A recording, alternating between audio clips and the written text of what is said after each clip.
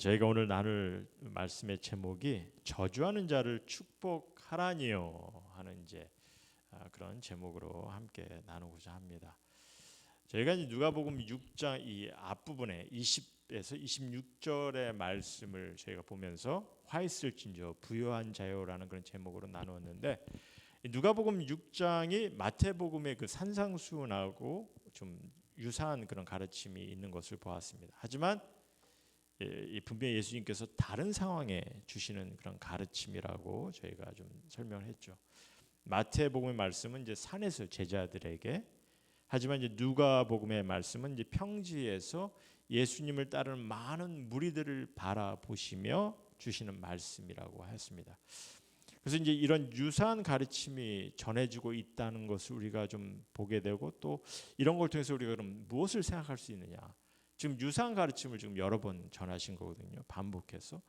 그러니까 사실 이 유사한 가르침을 반복해서 주신다는 것은 그만큼 중요하고 아주 귀한 가르침이기 때문에 하시는 거죠. 우리도 그렇잖아요. 우리가 아주 중요한 것, 강조하고 싶은 것은 우리가 보면은 반복하고 이 사람에게 저 사람에게 또 비슷한 얘기를 이렇게 반복하기도 합니다. 왜? 중요하기 때문에, 강조하기 원하기 때문에. 예수님께서도 이런 중요한 가르침을 여러 곳에서 이 가르침의 중요성을 강조하시면서 가르쳐 주셨다는 거죠. 근데 여기 우리에게 이제 큰 도전이 있어요. 어떤 도전이냐면은 이 예수님의 가르침이 이 중요한 가르침인 만큼 이게 쉬운 가르침이 아니라는 거죠. 제가 보기에는 사실 정말 어려운 그런 가르침이라고 봅니다. 이 가르침 자체가 어려운 것보다는 이제 가르침을 따른다는 것이, 이 가르침을 따른다는 것이 이게 우리 삶에 적용한다는 것이 쉽지 않은 가르침이라는 거죠. 그럼 쉽지 않은 가르침이니까 그냥 우리가 넘어가야 됩니까? 그럴 수는 없죠. 왜냐하면 예수님도 그러지 않기를 바라시기 때문에 지금 반복해서 전해주시는 거고요. 그러니까 우리도 어떻게 해서든 내가 이 말씀을 어떻게 우리가 따라야 될지 좀 진지하게 여러분들께서 이 말씀을 마음에 품었으면 합니다. 그냥 말씀을 듣기만 하고 그냥 그러려니 하고서 그냥 이렇게 지나가지 말라는 거죠. 사실 오늘 본문의 말씀의 이제 결론을 우리가 생각해 본다면 결론은 그런 것 같아요. 우리가 용서를 위해서, 좀 배려하는 것을 위해서 더 베풀고 화평을 위해 엑스트라 마일을 가자, 그런 그 권면의 말씀이 사실 우리에게 주신 결론의 말씀이 아닌가 봅니다. 사실 그 외에 권면이 나올 그런 가르침이 없는 것 같아요. 근데 이제 이런 가르침을 따르는 것이 일단은 쉽지 않으니까 말씀을 전하는 제게도 좀 고민이 되기도 하죠. 저도 솔직히 이 말씀을 따르고 싶은데 때로는 잘 못 따르는 그런 모습을 보기 때문에. 그러니까 사실 이제 많은 이들이 이제 뭐 이게 엄두도 못 낼 것 같고 너무 이상적인 것 같고 뭐 따르기가 힘들 것 같고, 그러니까 뭐 진지하게 받아들이지 않는 경우도 많이 있는 것 같아요. 그래서 사실 오늘 말씀의 초점을 먼저 그럼 우리 이 말씀을 왜 어떻게 받아들여야 하는지 이 부분을 먼저 좀 생각해 보고요. 그리고 여기에 동감하시면 그럼 어떻게 예수님의 가르침을 우리가 적용해 갈 수 있는지 좀 이거를 좀 나눠보고자 합니다. 먼저 우리 이 말씀을 왜 우리가 어떻게 우리가 받아들여야 되는지, 이렇게 어려운 가르침을 주님께서 주셨는데 우리가 이거 어떻게 왜 받아들여야 되는지 좀 보기로 하죠. 무엇보다도 이 땅에 구세주로 오신 예수님께서 오늘 가르침의 삶을 사셨다는 거죠. 그래서 우리는 따라야 되는 거예요. 이 땅에 인간의 몸으로 오셔서 예수님께서 삶에서 본으로 보이셨어요. 그럼 왜 그랬습니까? 그 이유는 이 땅에서 우리 믿는 이들이 이런 삶을 좀 추구하는 그런 인간이 되기를, 그런 신앙인이 되기를 주님께서 바라시기 때문에 주신 거죠. 주님께서는 이 땅에 오신 이유가 우리에게 구원을 베풀기 위해서 오셨지만 또한 말씀을 통해서 가르치시길 원하셨고, 또한 삶에서 그가 본이 되기 위해서 오셨습니다. 그래서 육의 몸을 가지신 거죠. 그렇기 때문에 우리가 뭐 비록 우리가 이거 따르기 힘들고 뭐 못하겠다, 너무 이상적인 가르침이다, 뭐 어떻게 따를 수 있냐, 그렇게 솔직하게 표현할 수도 있겠지만, 그러나 우리는 주님께서 나름대로 당부하는 이 가르침을 따라가기를, 좀 삶에서 좀 최선을 다하기를 뜻하시고 바란 가르침이니까 따를 수 있도록 우리가 해야 되는 거죠. 그래서 사실 주님께서, 하나님께서 이를 어떻게 보시냐, 27절에 보니까 너희 원수를 사랑하며 너희를 미워하는 자를 선대하며 이렇게 말씀하신 것처럼 하나님께서는 원수된 우리 인간을 사랑하셨어요. 하나님의 사랑과 은혜를 저버리고 우리 마음대로 살아가겠다는 그런 교만 속에 하나님의 원수된 우리를 하나님께서는 사랑하셨죠. 그러기에 독생자 아들 예수를 이 땅에 보내셨습니다. 예수님께서도 이 땅에 오셔서 그 사랑을 보이셨습니다. 심지어 예수님을 넘어뜨리려고 핍박하는 이런 이들까지도 예수님 받아들이셨고, 또 심지어 예수님을 팔아 넘길 자라는 것도 아시면서 가룟 유다를 예수님께서는 또한 제자로 삼으셨어요. 그만큼 예수님께서는 원수를 향해 그 사랑을 보이셨다는 거죠. 또 너희를 저주하는 자를 위하여 축복하며 너희를 모욕하는 자를 위하여 기도하라 이렇게 말씀하셨는데, 예수님요 당신을 십자가에 팔아넘기고 그곳에서 처형을 당하면서 갖은 모욕과 조롱을 당하셨어요. 근데 그런 이들, 자기를 조롱하고 모욕하는 이들 향해서 예수님께서 무엇을 하셨습니까? 저들을 향해 저들을 용서해 달라고 기도하지 않으셨습니까? 결코 쉬운 가르침은 아니에요. 나를 저주하고 내게 모욕하는 자를 오히려 축복을 한다? 감당하겠냐는 거죠. 하지만 주님은 이런 사랑을 보이셨다는 겁니다. 그리고 우리에게 비록 힘들 수 있지만 우리도 이 가르침을 따르기를 부탁하세요. 그럼 너의 이 뺨을 29절에 보면 너의 이 뺨을 치는 자에게 저 뺨도 돌려대며 내 겉옷을 뺏어가는 자에게 속옷도 거절하지 말라 이렇게 얘기하시는데, 예수님은요 뺨뿐만 아니라 얼굴에 침뱉음도 당하신 분이십니다. 온몸에 채찍질까지 받으셨어요. 십자가를 지시면서 그러니까 입고 있던 옷도 다 빼앗기시고 모든 것을 다 빼앗기시는 그런 희생을 당하셨어요. 그러니 이를 몸소 경험하시면서 다른 이들에게 권면하시는 거죠. 부탁하시는 거죠. 우리 믿는 신앙이들 또한 삶에서 우리가 이 가르침을 따르기를 권면하십니다.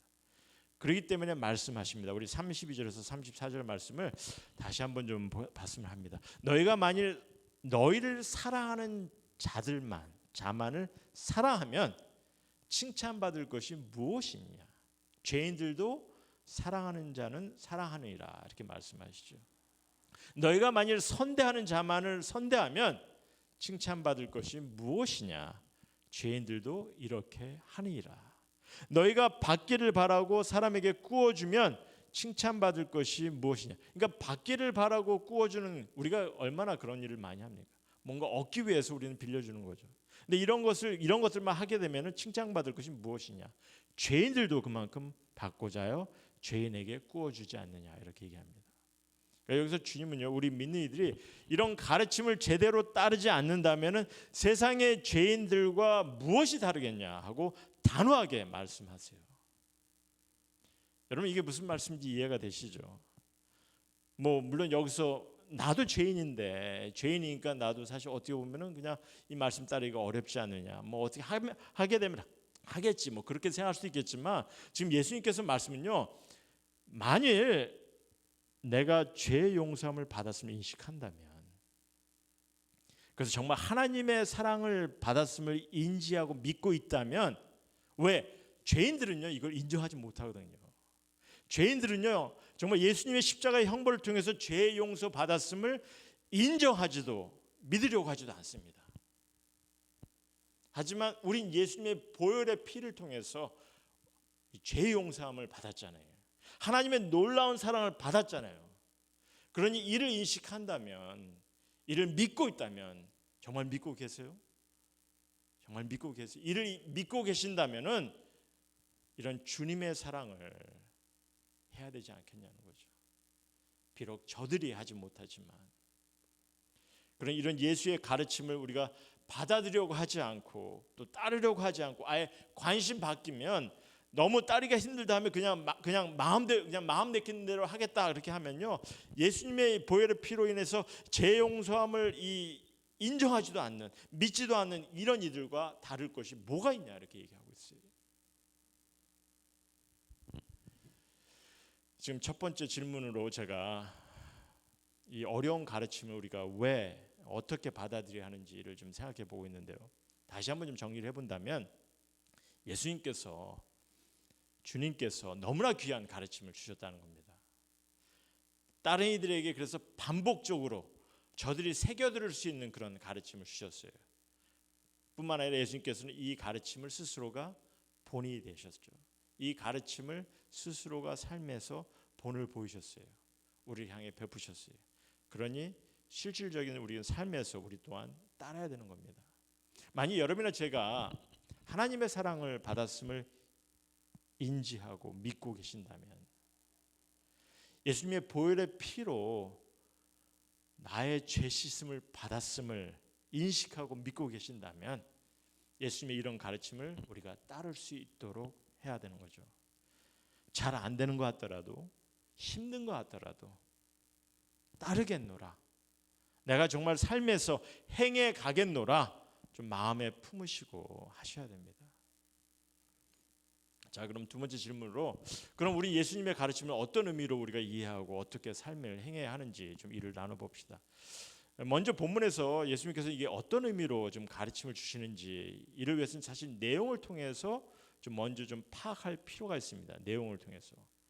제가 이 본문 이전 것을 나눌 때 여러분들 기억하시는지 모르겠어요. 화 있을진저 부요한 자 이렇게 말씀하셨을 때, 그 제목으로 나눴을 때 사실 이 본문에서, 오늘 본문에서 이 본문이 이전 본문에서 이어지는 본문이라고 하였습니다. 그래서 27절에, 오늘 27절 말씀 보면은 계속해서 그러나 너희 듣는 자에게 내가 이르노니 이렇게 얘기하시죠. 그러니까 지금 보면은 그 전에 예수님께서 지금 부요한 자에게 화 있을진저 이렇게 경고의 말씀을 주시고, 또한 가난한 자에게 그들에게 복이 있음을 말씀하시고 난 다음에 이 말씀을 새겨 듣는 이들에게 또한 지금 계속해서 예수님께서 말씀을 주고 계시는 거예요. 그러니까 사실 그때 당시 예수님을 따른 이들에게 지금 이 특별히 그들에게 원수 같은 이들, 그들을 저주하고 모욕을 퍼붓던 이들, 이런 이들을 우리가 생각해 볼 필요가 있는 거죠. 이해가 되시고, 왜냐하면 그 당시 예수님의 가르침을 받는 이들이 실질적으로 경험을 했기 때문에 주신 말씀으로 볼 수 있거든요. 그들이. 그래서 특별히 원수 같은 이들, 저들에게 저주나 모욕을 퍼부었던 그런 이들이 그럼 누구겠냐는 거죠. 누구겠습니까? 제가 지난번에도 잠깐 설명을 했지만, 그 당시 로마의 힘을 빌어서 이 힘을 얻어서 특권층을 가지고 있는 이들, 뭐 정치적이나 아니면 종교적으로 권세를 얻던 이들, 그래서 그런 특권을 누리고 부를 누리는 그런 이들, 그때 당시 그런 이들이 있었습니다. 그러기 예수님이 이런 특권과 부를 악용하는 이런 이들에게 화 있을지언저 하고 그들을 경고하였고요. 그리고 또한 그런 상황에서 가난과 궁핍함에 쌓여 있는 그런 이들을 위로하시며 복음을 통해서 소망의 메시지를 주신 것이거든요. 그러니까 이렇게 부와 권세를 누리는 그런 특권층 때문에 가난과 궁핍함을 경험하는 이들에게 주시는 그런 말씀이라는 겁니다.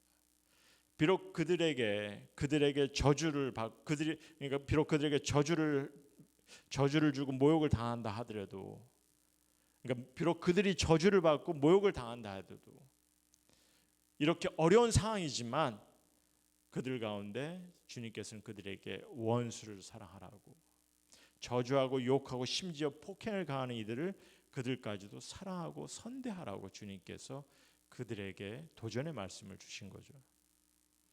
그 당시는요, 권세를 가지고 이 종교적인 일로 또 정치적인 일로 사람을 핍박하고 주어진 권세를 부리는 그런 것이 쉬웠던 시대였습니다. 하지만 지금 우리가 갖고 있는 그런 상황하고는 많이 차이가 나죠. 우리가 갖고 있는 이 사회, 이런 공동체하고는 사실 어떻게 보면 많이 차이가 나고 다른 상황입니다. 그러니까 우린 이런 상황에서 그럼 주님의 가르침을 우리가 어떻게 이해하고 어떤 의미로 받아들여야 되는지, 우리 주어진 상황에서 이런 주님의 가르침을 우리가 어떻게 적용할 수 있는지, 우리가 말씀을 통해서 제가 몇 가지만 좀 부탁을 드릴게요. 뭐냐면요, 첫 번째는 뭐냐면 무엇보다도 먼저 원수 같은 자가 되지 않았으면 합니다. 우린 좀 원수 같은 자가 되지 않았으면 합니다. 여러분들, 원수가 된다는 것은 그러니까 이제 누군가가 나의 원수가 된다는 것은 일단 나의 판단에서 시작이 돼요. 무슨 말인지 아시겠어요? 저 사람이 나 너의 원수가 될게 그런다고 해서 원수가 되는 게 아니야. 그렇죠? 내가 저 사람을 원수같이 생각하기 때문에 원수가 되는 거죠. 내가 판단해서 원수가 됩니다. 그럼 어떤 이들이 나의 원수가 됩니까? 어떤 이들이 여러분들의 원수가 되는 것 같아요? 어떻게 뭐 우리가 이제 집안에서도 보면은 에이 저 왼수 같은 놈, 저놈의 왼수 뭐 이런 얘기 하는데 어떻게 그런 사람들이 좀 왼수 같습니까? 사실 뭐 그런 거는 그냥 이 속상해서 그냥 한풀이해서 얘기하는 거죠. 진짜 원수는 아니죠. 물론 이제 관계가 깨지면 이제 원수가 될 수 있고 또 예수님께서 사실 뭐 이런 어떤 집안의 왼수를 말씀하신 것은 아닙니다. 우리에게 내게 왼수가 되는 것은 원수가 되는 것은 어떤 것인가? 저 사람이 내게 상처를 주고 마음을 아프게 하고 나를 괴롭게 하고 나를 공격해 오고 나를 미워하고 또 관계를 무시하고 어떤 뭐 이런 여러 가지 이런 것들을 갖다가 관여하지 않고 생각하지 않고 무시하는 그런 모습 이런 것들을 우리는 그런 경험을 당했을 때 우리는 그 사람을 원수 같은 사람으로 생각할 때가 많은 것 같아요. 그래서 사실 우리에게 주어진 이런 관계나 주어진 상황에서 우리가 먼저 원수가 되는 일이 없도록 해야 될 것 같습니다. 우리가 누군가에게 원수가 되는 일이 없도록 해야 되는 것 같아요. 우리 설상 주위에 원수 같은 이들이 생긴다 하더라도 이제 믿는 이로서 우리가 사랑을 해야 되는데 어떻게 하죠? 다른 것이 어렵겠지만 다시 한번 강조를 합니다. 우리가 할 수 있는 방법은 다른 방법이 없어요. 우리가 원수를 사랑할 수 있는 방법은 하나님의 사랑을 받았으니까 예수님의 보혈의 피로 죄 사함을 받았으니까 그를 우리가 믿고 인정하고 인식한다면은 우리는 그 받은 사랑으로 또한 주님을 의지하면서 우리가 원수 같은 이들도 사랑을 하도록 용서하도록 힘쓰는 거죠. 자꾸 연습하는 거예요. 그럴 수밖에 없어요. 예수님께서 70번씩 70번씩 하라고 하지 않습니까? 자꾸 하라는 거예요. 자꾸 해야 우리가 정말 이 남을 용서하는 것도 우리 마음에 배기는 거고 정말 사랑이 나올 수가 있는 거고 솔직히 제게도 사실 쉽지는 않은 일입니다. 그렇기 때문에 늘 말씀을 통해서 이런 말씀을 가르칠 때는 우리 함께 합시다. 좀 이렇게 얘기합니다. 여러분들에게 그냥 하십시오 강요하기가 좀 어려워요. 같이 해야 되는 것 같아요. 저도 해야 되고 우리 성도님들도 같이 함께 이렇게 늘 감싸고 용서할 수 있도록 힘써야 되는 것 같습니다. 주님께서 말씀하십니다. 너희 원수를 사랑하며 너희를 미워하는 자를 선대하라고. 두 번째는 뭐냐면은 남을 저주하고 모욕하는 자가 되지 말았으면 합니다. 남을 저주하고 모욕하는 자가. 여러분들 남을 저주하고 모욕하는 것이 어떻게 하는 건지 다들 아시죠? 근데 사실 저주는 이게 심한 말로 퍼붓는 것도 해서는 안 되지만 이 저주는 남에게 이게 지금 상처가 되고 남을 욕하는 이 모욕하는 이런 말들을 퍼붓는 것도 해서는 안 되지만 이 속마음으로 품는 것도 더욱 하지 말아야 되는 것 같아요. 내가 마음으로 이렇게 남을 저주하는 그런 마음. 우리가 때로는 이제 배 아파하고 뭐 질투하는 그런 마음은 가질 수가 있어요. 연약하기 때문에. 하지만 저 사람이 정말 넘어지길 바라고 막 실패하길 바라고 뭐 저 사람이 정말 좀 못된 그런 일들을 경험하길 바라고 이런 마음을 갖는 것은 이런 생각을 갖는 것은 갖지 말아야 되는 거죠. 믿는 이로서 남을 무시해 버리는 거, 우습게 여기는 거, 남을 깎아내리고 하지 말아야 되는 거죠. 그렇기 때문에 예수님께서 계속해서 이런 부분에 대해서 우리에게 더 강조하시며 가르쳐 주십니다. 겉옷을 뺏었는 자가 또 되지 말아야 되는 것 같아요. 우리가 겉옷을 뺏었는 자. 그러면 누가 겉옷을 빼앗는 자 같습니까? 겉옷을 빼앗는 자. 누가 겉옷을 빼앗는 것 같습니까? 사실 우리들 가운데도 보면은 때로는 이게 재정적인 손해를 주기 위해서 안간힘을 쓰는 이들이 있어요. 그래서 적은 일로 막 트집을 잡고 고소까지 하고 그래서 어떻게든 상대방의 그 옷을 다 그냥 벗겨내려고 하려고 합니다.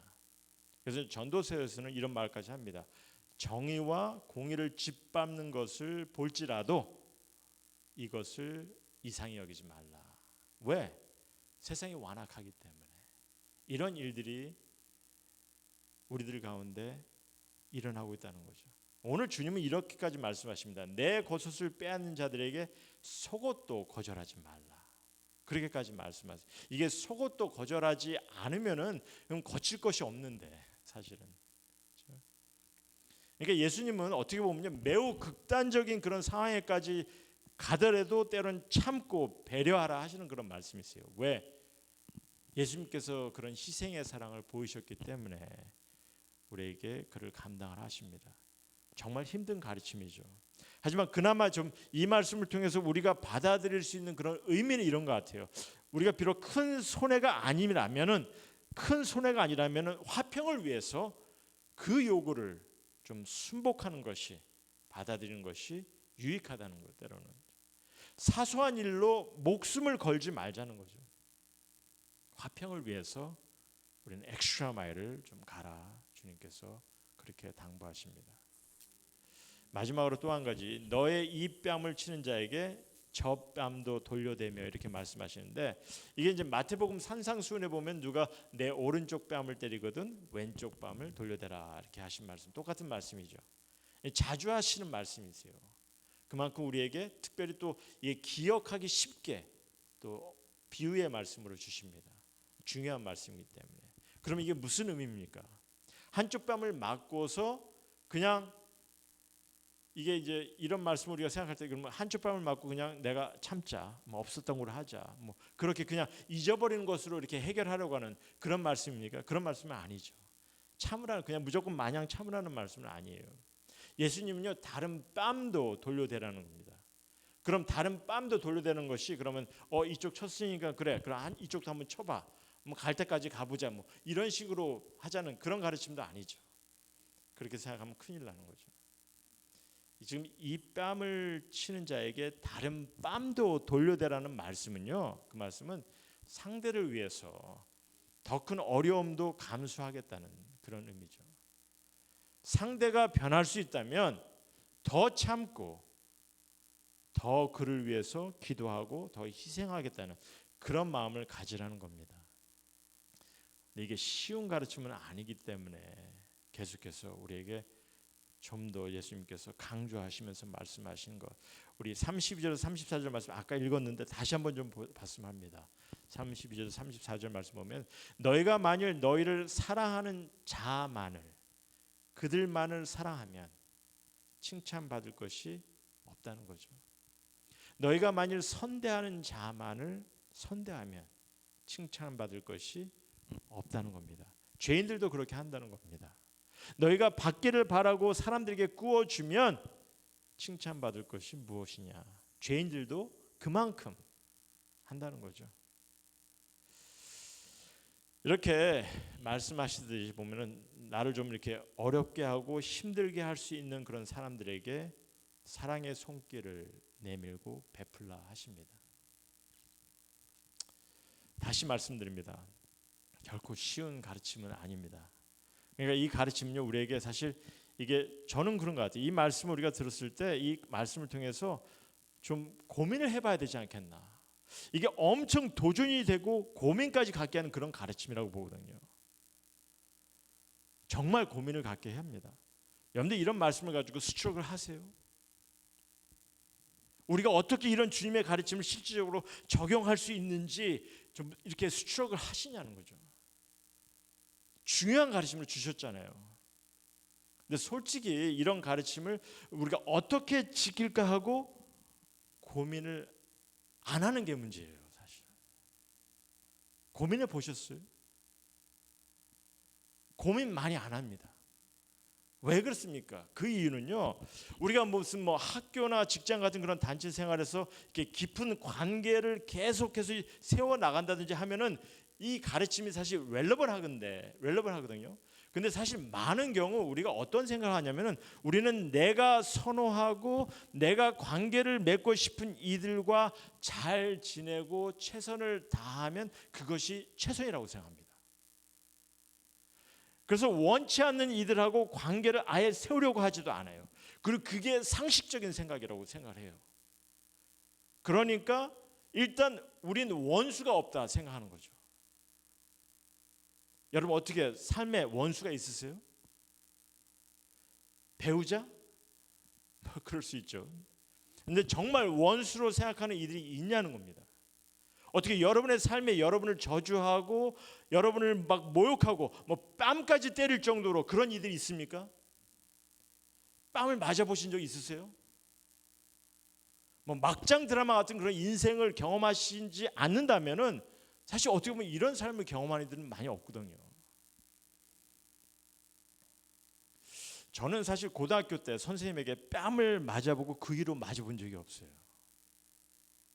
그때는 이제 제가 친구랑 이렇게 시비가 걸려가지고 막 이렇게 싸우려고 하다가 선생님한테 걸려서 선생님이 저희를 불렀는데 제가 선생님 앞에서 제가 먼저 잘못했습니다. 그러니까 그냥 그 말 하자마자 그냥 나를 그냥 뺨을 딱 때리는데 와 정말 아프더라고요. 처음 맞아봤습니다. 그렇게 세게. 근데 사실 그 외에는 그 다음부터는 한 번도 뺨을 맞아본 적이 없어요. 제가 애들 키울 때 애들이 장난으로 아빠 뺨을 때린 적이 있어도. 무슨 말을 하려고 하냐면요, 내가 살아가는 데 있어서 원수를 지고 이거 저주를 받고 뭐 모욕을 당하고 뺨을 맞고 뭐 그런 순간들을 경험한 이들이 거의 없는 것 같아요. 제가 보기에는 우리 지금 상황에 보면은 우리 현재 상황에 맞게 보면 예수님 당시가 아니라, 그러니까 사실 예수님의 이런 가르침이 그렇게 크게 와닿지 않는다 생각하는 거죠. 난 원수진 사람도 없고 나를 저주하는 사람도 없고 뭐 욕도 안 먹는데, 그러니까 내게 해당되는 그런 가르침이 아닌 것 같다, 뭐 그렇게 생각할 수 있는 거죠. 뭐 요즘 뭐 유명세를 타다 보면은 뭐 무슨 뭐 욕도 먹는 경우도 있지만은 뭐 그런 경우는 아니지 않습니까? 그러니까 이게 내게 렐러블하지도 않은 그런 얘기 아니냐. 근데 우리가 이렇게 생각을 하다 보면은 주님의 가르침은요 우리에게 별 큰 가르침이 되질 않는다 생각하게 되는 거죠. 그렇다면 정말 예수님의 가르침을 정말 중요시 여기면서 우리에게 주신 이 가르침을 우리가 이렇게만 봐야 되는지, 그래서 그냥 고민 안 하고 그냥 넘겨도 되는 것인지. 네, 여러분들 예수님의 가르침을 우리가 좀 자세히 들으면요, 예수님의 가르침은 내가 선대하고 내가 관계를 맺고 싶은 사람에게만 제한을 두시는 것이 아니라는 거죠. 거기에 이유가 있어요. 왜 이런 가르침을 주셨느냐? 거기에 이유는 뭐냐면요, 주님께서는 우리 안에서 그냥 내가 선호하는 사람하고만 관계를 맺는 것이 아니라 우리 안에서 주님의 공동체가 세워지는 것을 소원하셨기 때문에, 주님은. 그래서 주님의 이런 가르침이 실질적으로 주님의 공동체 안에서 프랙티스되고 경험될 수 있는 그런 주님의 공동체가 세워져야 되는 것을 주님께서 뜻하셨기 때문에 특별히 이런 가르침에 더 강조를 하신 거죠. 그러게 우리 가운데 주님의 교회를 세우길 뜻하신 거예요. 근데 요즘은 이런 주장도 고집하려고 합니다. 요즘은 뭐 시대가 많이 변했다 보니까 내가 혼자 조용히 신앙생활하고 조용히 예배드리고 뭐 인터넷을 통해서든지 뭐 요즘 충분히 그럴 수도 있지 않습니까? 그래서 혼자 조용히 신앙생활을 하면은 신앙 성숙을 키워 나가면 되지 않냐? 뭐 그러면 뭐 원수, 뭐 저주, 뭐 모욕, 뭐 신경 쓸 필요도 없고, 정치 싸움, 무슨 뭐 권력 다툼, 뭐 이런 거 신경 쓸 필요도 없고, 조용히 하나님과 그냥 관계만 세우면 되지 않겠느냐, 그렇게 얘기합니다. 근데 이런 생각은요 오늘 주님의 말씀을 완전히 잘못 보는 거죠. 우리의 주님의 가르침은요 원수가 없어야 된다, 저주하는 자, 모욕하는 자를 피해야 된다, 그런 가르침은 절대 아니라는 거죠. 주님의 가르침은요 우리가 서로 사랑을 해야 되는데, 서로 사랑하고 서로 관계를 세워야 되는데, 서로 화평을 이루어야 되는데, 그래서 이를 위해서 먼저 선대하고 배려하라는 거죠.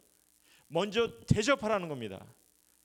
그리고 또한 원수까지도, 저주할 수 있는 이들까지도 사랑하고 축복하라고 이렇게 가르칩니다. 그러니까 이런 일들을 우리가 온전히 경험하기 위해서는요 주님의 공동체 안에 관계를 세워야 하는 거예요. 이 관계를 세우지 않고는 우린 주님의 가르침을 절대로 제대로 행해갈 수 없다는 겁니다. 제가 늘 지난번에도 말씀드렸지만 우린 이런 주님께서 원하시는 그 관계를 우리가 이뤄가지 않는다면은 우리에게 주시는 가르침은 우리에게는 아무 의미가 없는 때가 많아요. 그러기 또한 우리가 좀 교회로서 함께하면서 좀 해야 할 것이 무엇이겠는지 좀 이것도 좀 고민해야 되는 거죠. 교회로서 함께하면서 우리가 이제 말씀과 경배를 통해 예배를 드리는 것 외에 정말 신앙인으로서 초점을 두어야 할 것이 무엇이겠냐는 거예요. 우리가 교회를 매주 나오는데 이 교회를 나오면서 말씀과 경배를 통해 예배를 열심히 드리고 진실된 마음으로 드리는데 정말 그런 사람으로서 신앙에서 우리가 초점을 두어야 할 것이 무엇이겠냐는 거죠. 종교 행위를 위해서 열심히 하는 것, 어떤 훈련을 쌓는 것, 말씀 공부에 전념하는 것 필요하긴 필요해요. 하지만 이런 것들은요, 무슨 뭐 훈련이나 말씀 공부는 좀 필요한 이들에게 참여케 하고 그들에게 도움을 얻을 수 있도록 하면 되는 겁니다. 왜냐하면 만일 교회가 이런 종교 행위적인 것, 뭐 배우는 것, 뭐 훈련하는 것 이런 것에만 초점을 두고 주장을 하게 되면은 이게 사실 어떻게 보면 군대 같은 교회, 학교 같은 교회가 되는데 결국 이런 것에만 주장을 하게 되면요, 결국 성도들 간에 기준을 세우는 것밖에 되질 않아요.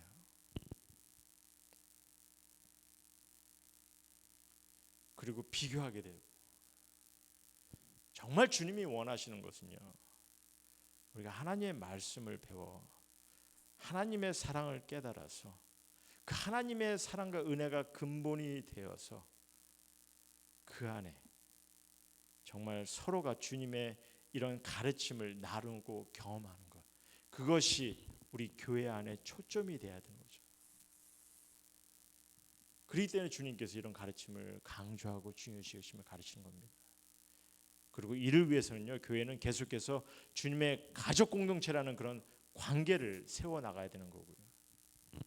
이런 관계 없이는 우린 주님의 가르침을 경험할 수도 행해 나갈 수도 없어요. 제가 매번 얘기합니다. 아무리 혼자 신앙생활 하려고 해도 우리는 혼자 신앙생활 할 수가 없다고요. 그러기에 주님도 은혜를 모르는 자 같이 되지 말라 하시는 거고, 아버지의 자비로우심을 경험하지 못한 자 같이 되지 말라 하시는 거죠. 그래서 결론적으로 또 이렇게 말씀하십니다. 우리 35절 말씀 보시면요, 35절 오직 너희는 원수를 사랑하고 선대하며 아무것도 바라지 말고 꾸어주라. 그리하면 너희 상이 클 것이요 또 지극히 높으신 이의 아들이 되리니. 지금 우리가 주님의 공동체 안에서 주님의 가르침을 따라 주님의 뜻을 신앙생활을 하게 되면은, 그래서 그 안에 하나님의 나라를 이루어 나가는 것이, 그것이 하늘나라에 우리의 상을 쌓는 그런 모습이 된다는 거죠. 그래서 우리가 이런 관계 속에서 함께 그 안에 공동체 안에서 주님의 일들을 경험하고 주님의 말씀을, 이것을 우리가 경험하지 못하면, 그래서 하나님의 상을, 하늘의 상을 쌓지 못하면 하늘나라의 상급은 사실 어떻게 보면 어떻게 될지 잘 모르겠어요. 혼자 그냥 신앙생활하는 거 좋아하면은 뭐 혼자 그냥 계속해서 신앙생활하는 삶이 되겠지만, 정말 주님이 원하시는 것은 하나님께서 우리를 향해 무엇을 행하셨는지, 예수님을 통해 어떠한 사랑을 보이셨는지 그것을 깨닫기 원하고, 그 깨달은 바, 그 받은 사랑을 우리가 나눌 수 있는 그런 신앙의 삶이 되길 원하는 거죠. 그리고 우리가 그러한 삶을 생해 나갈 때 우리 가운데 하늘나라의 상을 쌓는 그런 모습이 될 뿐만 아니라 지극히 높으신 이의 아들이 되리니, 또 이렇게 말씀하십니다. 우리가 이렇게 예수님의 가르침을 따라야 하고 삶에 경험하는 큰 이유입니다. 이게 그래야만이 지극히 높으신 하나님의 자녀로서 살아가는 자 되지 않겠냐는 거죠.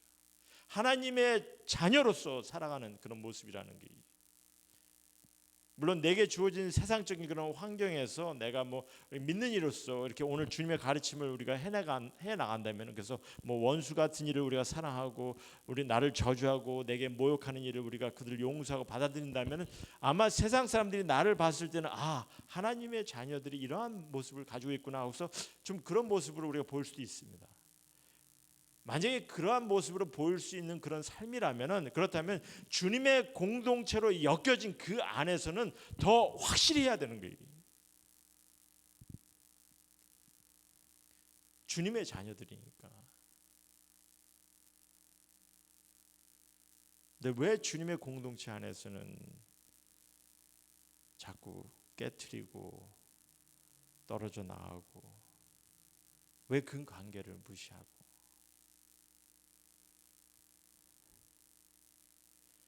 나 스스로의 신앙만 유지할 수 있으면 그것이 내게 가장 큰 일이라 생각하고 그렇게 신앙생활을 하냐는 거죠.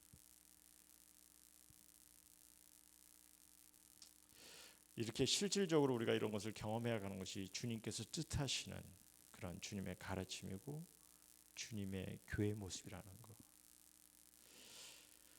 하나님의 은혜를 경험한 자로서, 주님의 사랑을 받은 자들로서, 아버지의 자비하심을 얻은 자들로서 우리 안에 주님의 공동체 안에서 우리는 주님의 사랑과 용서를 나누고 베풀 수 있는, 경험할 수 있는 그런 모두가 되기를 주님께서 소원하십니다. 그렇지 않으면 주님의 교회를 주님께서 허락하실 이유가 없어요. 그러나 만일 주님의 사랑을 배워서 그것을 나누지 못한다면은, 그 용서를 위해, 화평을 위해서, 베품을 위해 엑스트라 마일을 가지 못한다면은 하나님의 자녀로서 나타내어지는 것이 뭐가 있겠냐고 주님께서 도전의 말씀을 주신다는 거 기억하시고 늘 주님의 말씀을 품으시는 그런 모두가 되기를 주님의 이름으로 기도합니다. 이 시간에 기도하시겠습니다.